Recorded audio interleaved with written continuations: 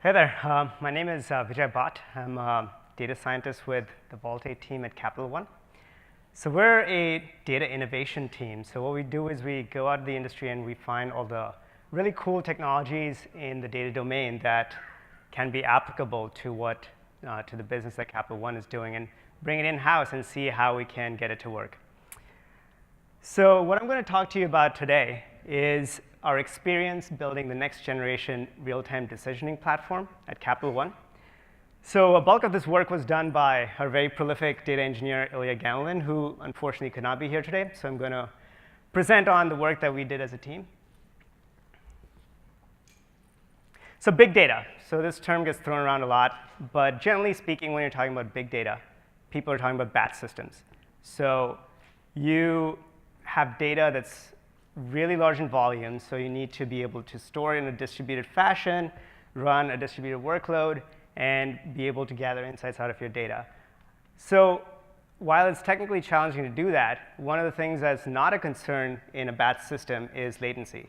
So you are looking at the volume of data that you process, but then by the nature of acting upon data in a batch fashion, the very first piece of data that comes in a batch is going to wait for all the data in the batch to arrive before it can be before the result can be ready.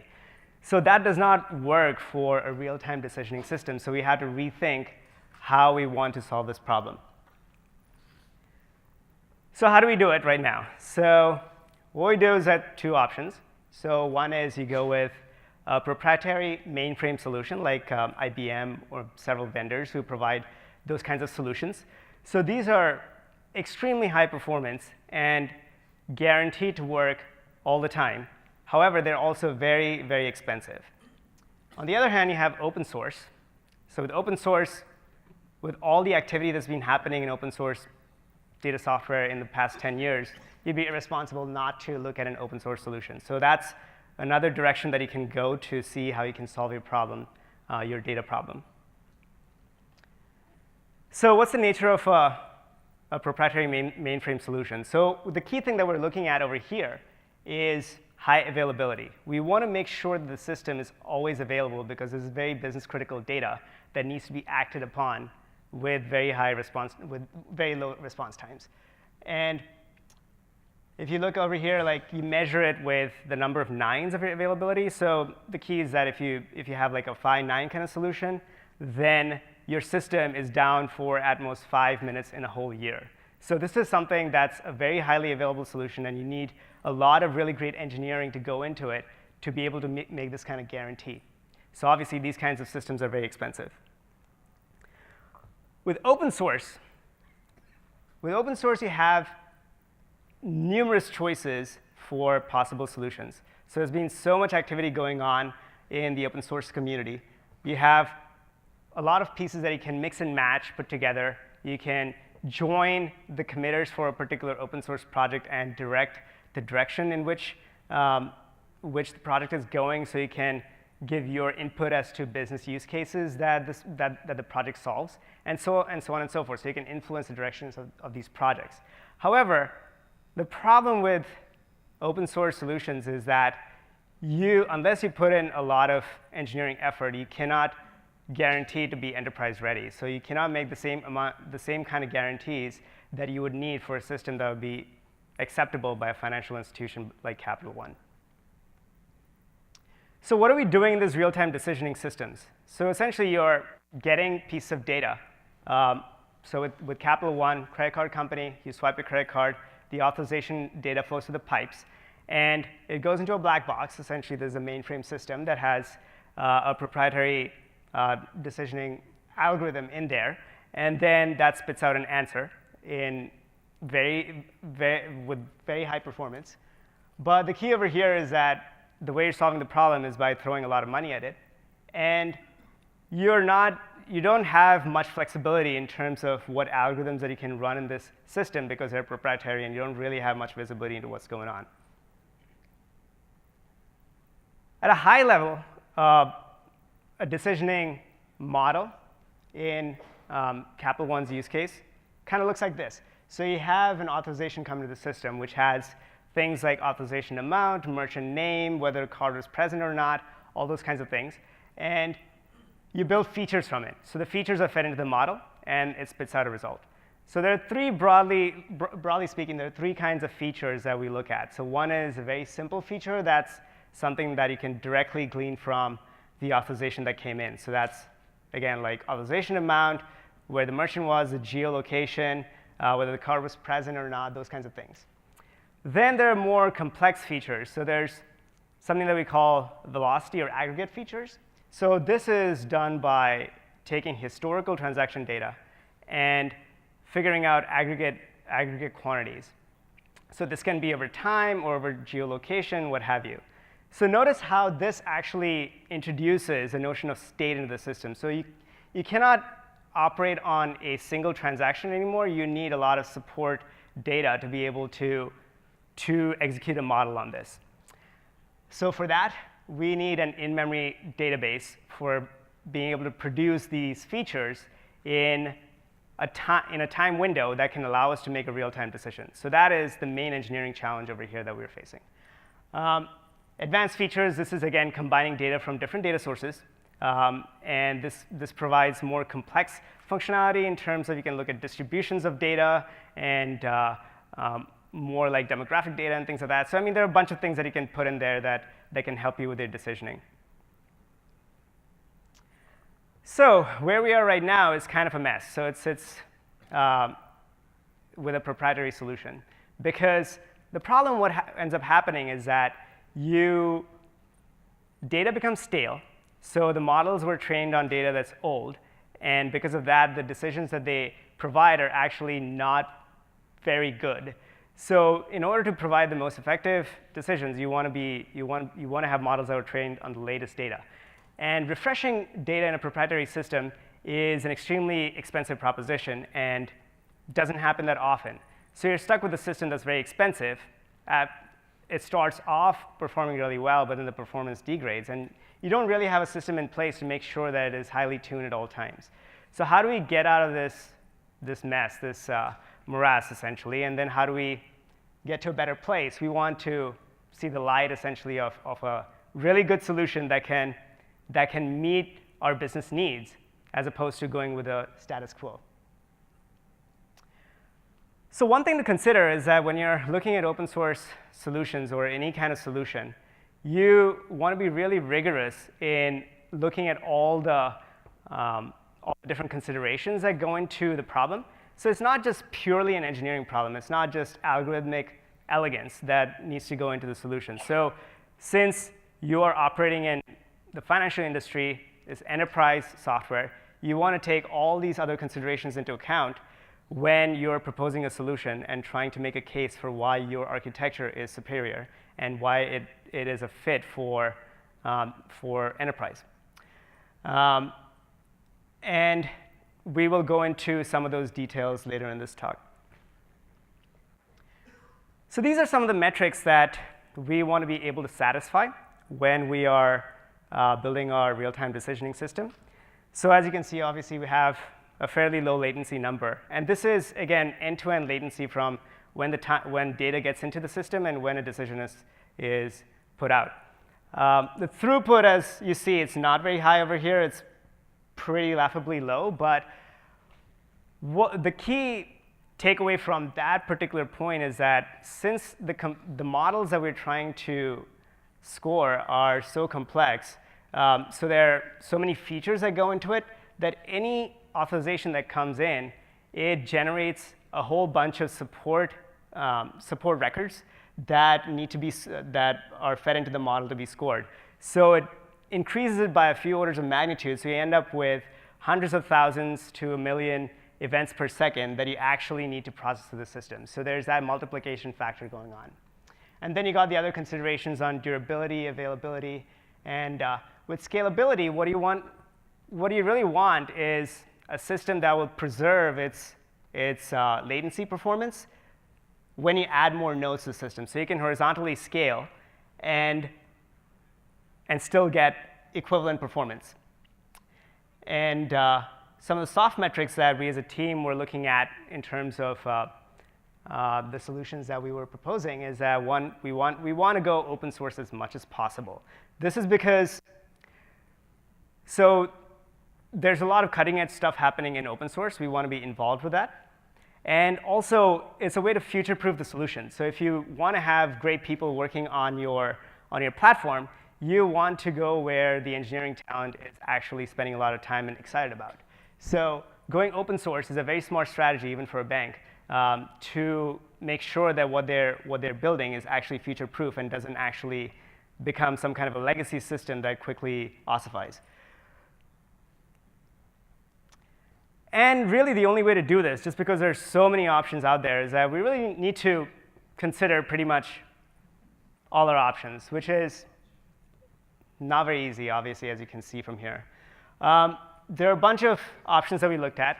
We didn't build POCs on all of them. We looked at all the engineering details that go into the platforms and see if they are applicable to our use case. And if you can easily decide that, OK, this is not really a fit, then you don't need to go and build a POC. But then the ones that were promising, we built out some demos and POCs and things like that and tried to figure out, OK, what's the difference in performance for our particular use case? And that's a key point that I want to make, that every business use case is different. So you want to make sure that you try it out yourself. Benchmarks that are published, they're great, but they might not be applicable to your use case.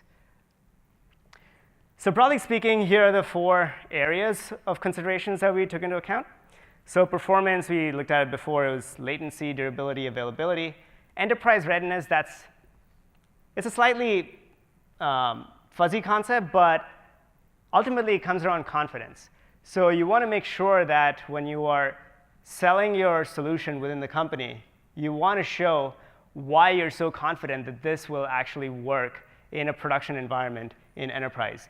And part of it comes down to social proof. So if you have the system deployed at other institutions like yourself or other enterprises, and they have proven their worth, you know all the engineering complexities, compromises, everything that has been taken into account, and how to recover from any kind of failure scenarios. If all that is very well known, then you can say that you're really enterprise ready. Roadmap. This is something important when it comes to open source, because when you're looking at things that are changing really fast, it's not where the project is right now. You want to see where it's getting to, because that's when you have a really promising project and there's a lot of interest around it, it will get to where you want it to be. But the way you'll figure out where the project is going is by talking to the people who are behind the project. And that way, you can figure out where their mind's at, what are the things that they're going to bring into the system, and kind of have that kind of mind share. Community. Community, again, it's about excitement around the open source platform. So you want to have a lot of smart developers who are contributing their time into the system, and they're really excited about getting it up and running. And you want to see an upward trend. So that way you know that this system that you are building your solution on is actually going to have a long, long life. So we looked at a bunch of platforms. So I'm going to talk about Spark, Storm, Plink, and Apex is the one that we ultimately ended up choosing. And I'll go into the reasons why. And hopefully you can have some useful takeaways from there about how you can try and figure out how to go about evaluating your own business use case. Spark. So I want to mention Spark because this one was not just going into the engineering details. We knew right away that was not a fit, but wanted to present it here because Spark and Spark streaming are very, very popular, and a lot of people know it. But I just want to present why this was not a good fit for us. So Spark is not a true streaming solution. It's a micro-batching solution. So what that means is that you collect your records in small batches, and then that gets sent through the normal Spark pipelines. So the problem with that is that you can reduce the size of your microbatch a lot, but still, it has to go through all the Spark machinery. So you end up introducing at least a latency of the order of at least like hundreds of milliseconds. So it cannot really fit our use case of having less than 60 milliseconds of guaranteed latency per event. So yeah, so we did not go with Spark streaming. So these are the three competing platforms that we looked at. And caveat over here is that, so we started this evaluation, it was like 6 months ago, and just in this past 6 months, a lot of things have changed with these 3 platforms.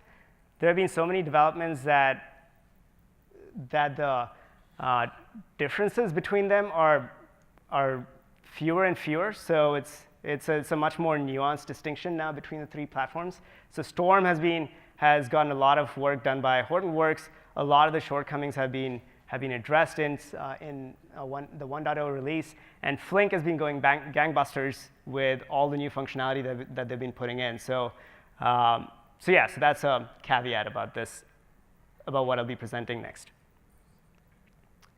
So Storm, that was the first kid in the block. So it was built by Twitter, and the first real-time streaming engine.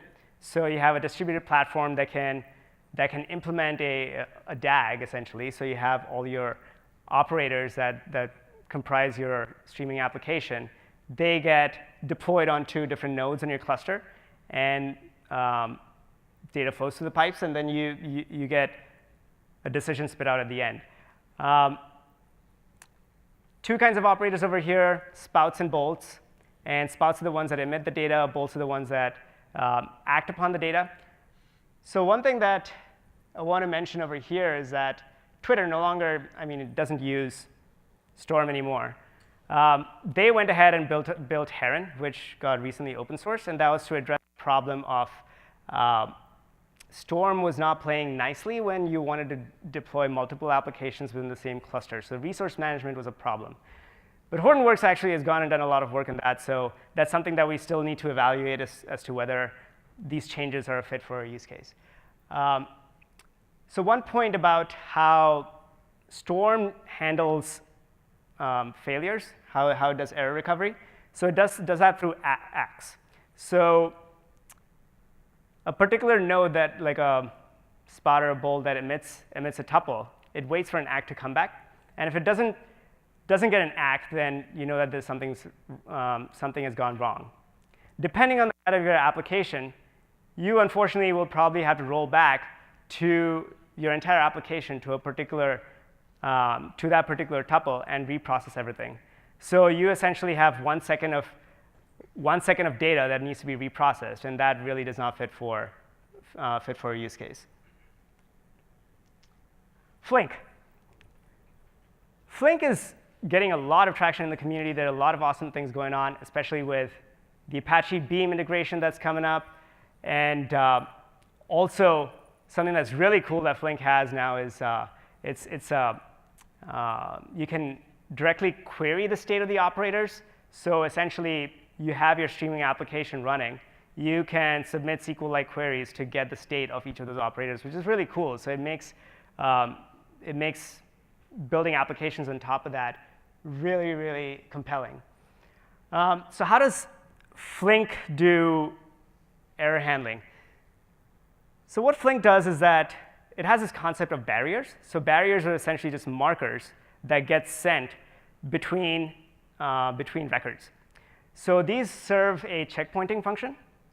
So they have a great distributed algorithm, like a distributed consensus algorithm, that lets you know which is the last known good checkpoint. And that checkpoint is persisted to disk, so to HDFS. So you know that is available for you to recover from in case of any failure. Now, because it's a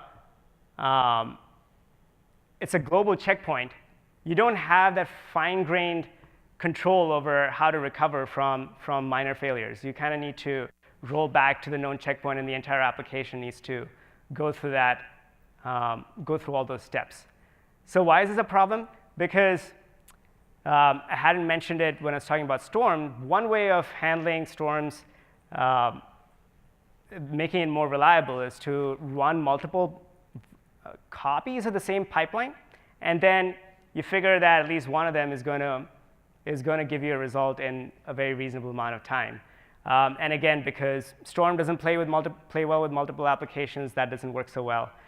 In Plink, you could do the same thing, but because of the global checkpoint, you essentially would need to write multiple applications running in the same cluster, which is fine. It's just more overhead from a development standpoint, from a DevOps point of view.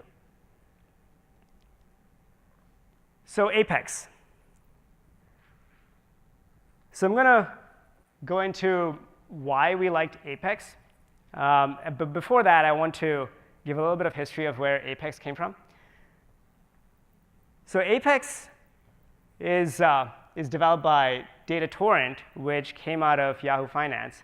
So this was a system that was built to, it was engineered to create a very highly reliable and fault-tolerant system.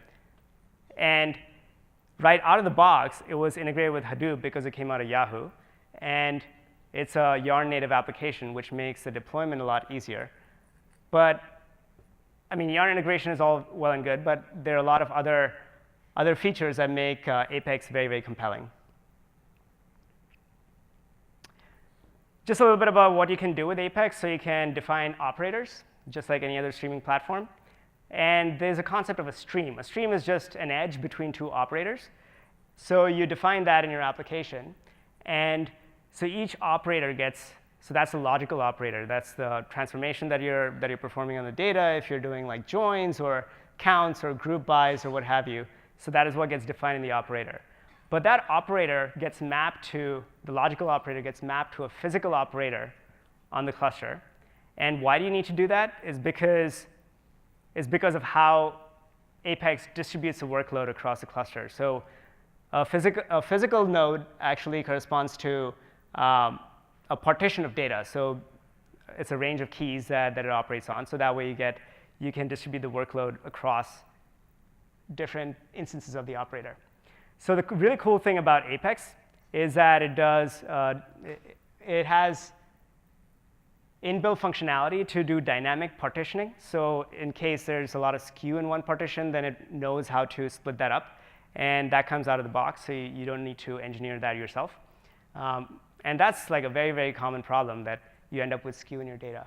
And the other thing that's really awesome is that you can change the DAG on the fly in a live environment without degradation in performance. So that is really cool. So if you want to make a change to your application, you want to add a new step in your computation, then you can do that without causing any downtime. So what does an Apex application look like in Yarn?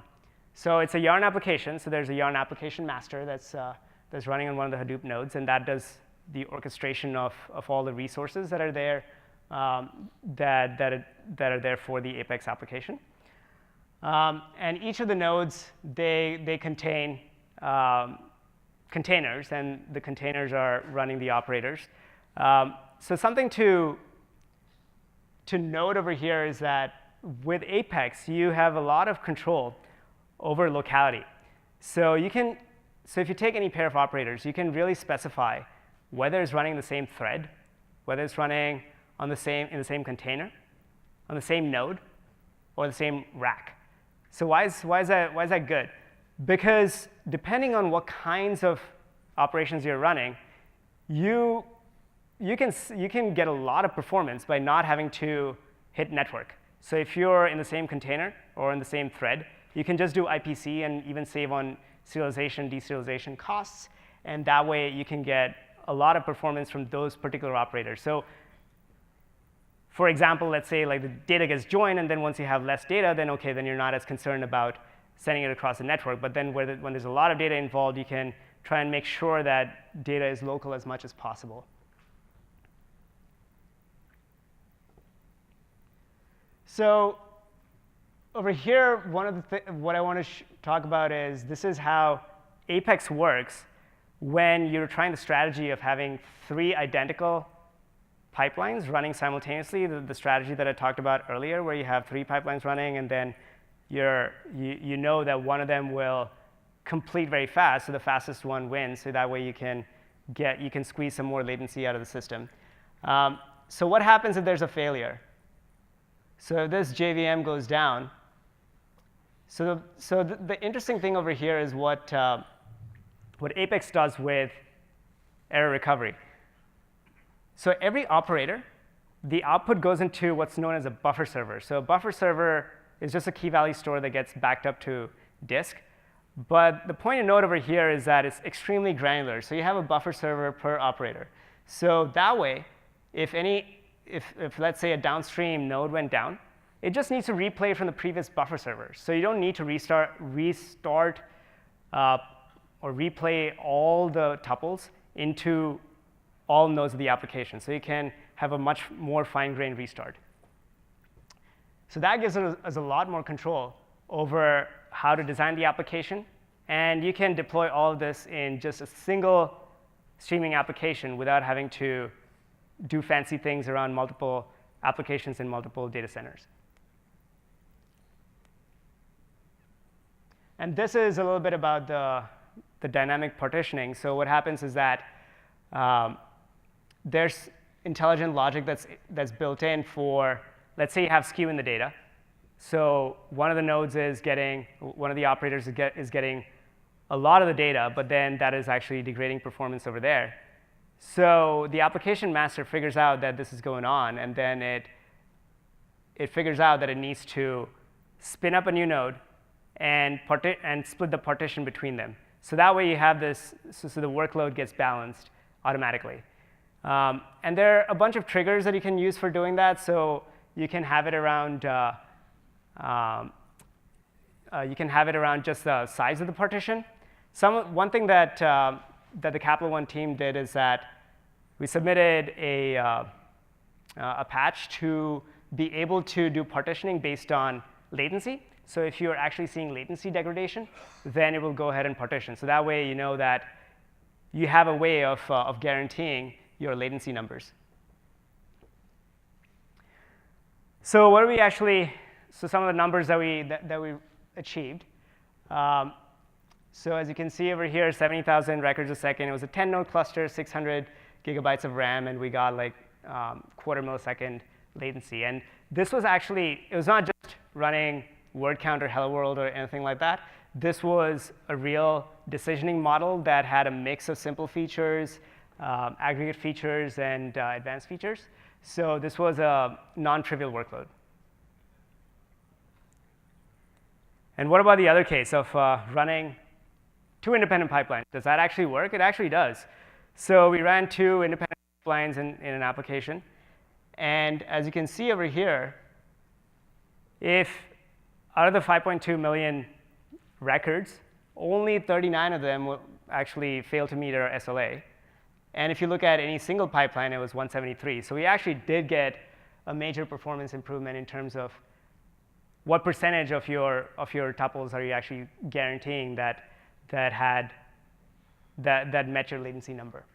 So in that sense, this worked out really well. And this kind of made the case that we could actually take this into production, because we could confidently say that we can get the performance that we need in an enterprise system. So yes, I urge you to, based on what I've described, evaluate your business scenario. Take a look at all the options that are out there. Do a first pass of whether, like just strictly engineering-wise, whether the features that are in the system will actually help you build what you need, and then pick the ones that are promising, and just run them against each other. And you can. That way, you will know that what you're building is best for your use case. So yes, thank you for listening, and I welcome any questions. Yes? Did you consider SAMSA? Yes, so we did consider SAMSA. One of the problems was that, again, it hasn't been picked up, at least when we're evaluating it, by a lot of companies. It's only by LinkedIn. And yes, architecturally speaking, it is very robust. It also has a problem that the recovery happens from Kafka, so which is backed up to disk. So anytime you're hitting disk, you have like 100 millisecond latency. So that kind of introduces a level of uncertainty that didn't quite meet our needs. So yes, so we considered it. Yes? Yeah, I've seen in one of your slides, you mentioned Apache Ignite. Yeah. Have you tried it, and what's the reason you didn't go that route? Yes, so I personally did not try it, so my teammate Ilya did, and From what I understand, I don't know the details. We can connect offline about that, but there were some performance issues with Ignite. So yeah, I don't know the details. Okay, cool. Thanks. Yes? Earlier you mentioned that one of the requirements is to deliver the event exactly once. In your current system, how do you guarantee that? Yeah, so over here, yeah, so the exactly once, again, it's a slightly caveated thing, right? So the reason why we need exactly once is because once you're delivering a decision, it goes to a downstream system, like let's say like an IBM message queue or something like that, and then it's unknown how they will behave when you have multiple copies of the same data. So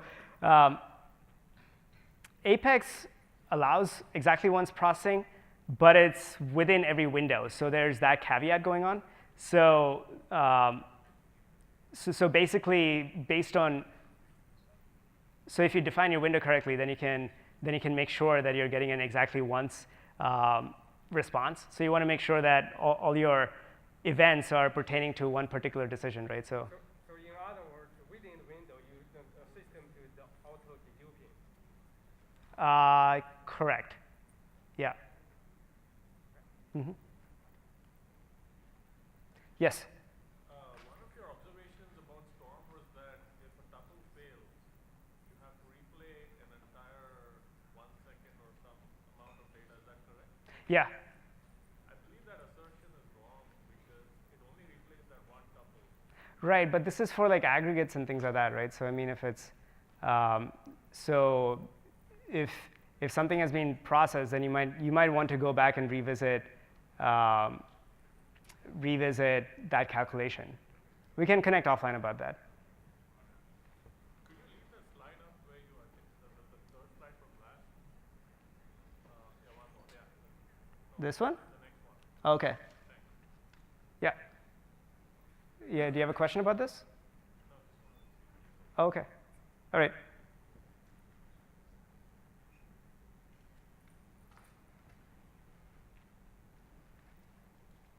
Anyone else? Yes. So you're running the two parallel paths that you ran. Was that just for testing purposes, or would you in production be running two parallel paths? And if you were running two parallel paths in production, the same processing duplicate, essentially this processing pipeline, then how do you rationalize coming out of that exactly once? Yes, you're correct about that. Absolutely. So this is just an experiment that we did. So a production system would probably not have that. As you notice, even with just having one single copy of the pipeline, we were still able to meet our performance numbers of like 5 nines or whatever. So yes. So exactly once, we still need to clarify that that is a hard requirement. It is something that we're aware of, and we want to make sure that we have all our bases covered if that is a strict requirement. So if you had to choose between exactly once and like even give a higher response guarantee, then you could make it off. Yes. Saving the state, you comparing with Samsung, you said it saves the state to the checkpoints to the Kafka log. How does it compare with the data torrent? What does it do? So data torrent, it does that through buffer servers. So there are two different things going on. So there's buffer servers, and also this is actually it's in the commercial offering of data torrent, something called HDHD, which we also used in one of our tests. It's a distributed key value store. So those are two ways in which state can be stored. So the buffer server is more for replay. In case you have any kind of errors and things like that, then you can replay from the last known checkpoint. And HDHT would be something for storing aggregates and things like that. Those are the aggregate features that we are computing. So that can be persisted in that store. And that's in memory? That's in memory, yes. Yeah. So in your use case, you weren't worried about losing incoming messages? We weren't worried about losing incoming messages. Why do you say that? Because they weren't written to disk, you got rid of that 100 milliseconds? No. So that is when you're trying to read back, right? So data is coming through Kafka. So this is like how do you recover if you want to go back and read something else? So then if you want to read a new record, then you end up with that latency number, right? So instead, you're reading it from in-memory. So in-memory in the buffer server. So that actually provides you a much faster recovery. So you were feeding through Kafka as well. That's the original source. So the source is coming into, yes, correct, into Apex. But Apex allows for a whole bunch of input operators, so you're not restricted to Kafka. Is this number for a single node or a cluster? 10 nodes. It's a 10 node number. Yeah.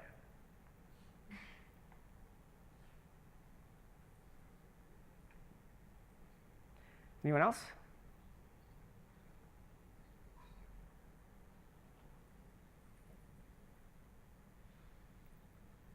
it's only 7,000 per second per node? I'm sorry? So the throughput per node will be only 7,000 per second? Well, as I said earlier, there's this inflation going on because of all the features that are being computed, right? So there's so that's why you end up with a lot more data in the system. So that is just the input that's coming in, but then you have all the stuff that's in your in-memory store as well. Yeah. So if there is a failure Mm-hmm. in your pipeline, does the framework replay the events for you for where it dropped? If there's, yeah, that's correct. That's through the buffer server system, as I mentioned. So that's what provides you the fine-grained recovery, right? So that's the thing that is a differentiating feature in Apex. And how about your operators? Do you have to write custom functions? Custom functions too. Processing. Well, I mean, it's just Java code, right? So I mean, it's whatever operation that you want to do on it. And you don't need to do anything from your application. No. Yeah.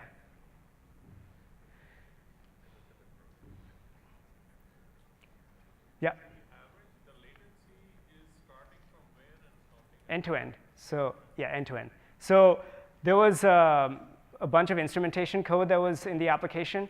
So that output was taken and analyzed by a Spark app. So that's how the numbers were calculated. I mean, Apex also reports latency numbers, but we wanted true end-to-end latency, so we did our own calculation as well. Starting from Kafka and ending at the last destination? Yes. I don't remember what the last destination was. Cool. OK, thank you very much.